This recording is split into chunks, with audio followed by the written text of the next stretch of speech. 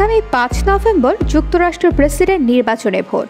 সারা দেশ জুড়ে চলছে ব্যাপক নির্বাচনী প্রচার। রিপাবলিকান দলের একমাত্র প্রেসিডেন্ট প্রার্থী ডোনাল্ড ট্রাম্প।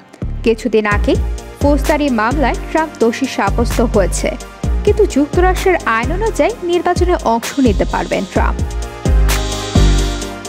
নির্বাচনের প্রচারের ধারাবাহিকতায় সামাজিক যোগাযোগ মাধ্যম টিকটকে অ্যাকাউন্ট খুলেছেন সাবেক মার্কিন প্রেসিডেন্ট ডোনাল্ড ট্রাম্প। অ্যাকাউন্ট খোলার ২৪ ঘন্টারও কম সময়ে তার অনুসারীর সংখ্যা পৌঁছে যায় ৩০ লাখে। রয়টার্স জানায়, শনিবার রাতে ট্রাম্প @রিয়েল ডোনাল্ড ট্রাম্প নামে টিকটকে একটি অ্যাকাউন্ট খোলেন। প্রথমে যে ভিডিও পোস্ট করা হয় সেটিতে ইউএফসির প্রধান নির্বাহী কর্মকর্তা ডানা হোয়াইট বলেন, সাবেক প্রেসিডেন্ট ডোনাল্ড ট্রাম্প এখন টিকটকে। ভিডিওতে ট্রাম্পকে নিউ জার্সিতে আল্টিমেট ফাইটিং চ্যাম্পিয়নশিপের একটি ফাইট দেখতে আসার দর্শকদের শুভেচ্ছা জানাতে দেখা যায়। টিকটকে ভিডিওটি দেখেছেন ৫,৬০,০০,০০০ মানুষ।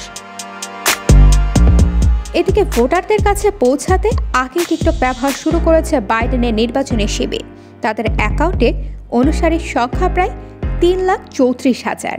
যদিও জাতীয় নিরাপত্তার কথা বলে টিকটক নিষিদ্ধ করার একটি বিলে বাইডেন সই করেছিলেন, যে বিলে টিকটকের চীনা মালিক প্রতিষ্ঠান বাইটড্যান্সকে আগামী জানুয়ারির মধ্যে যুক্তরাষ্ট্রে টিকটকের মালিকানা ছেড়ে দেওয়ার জন্য সময় বেঁধে দেওয়া হয়েছে।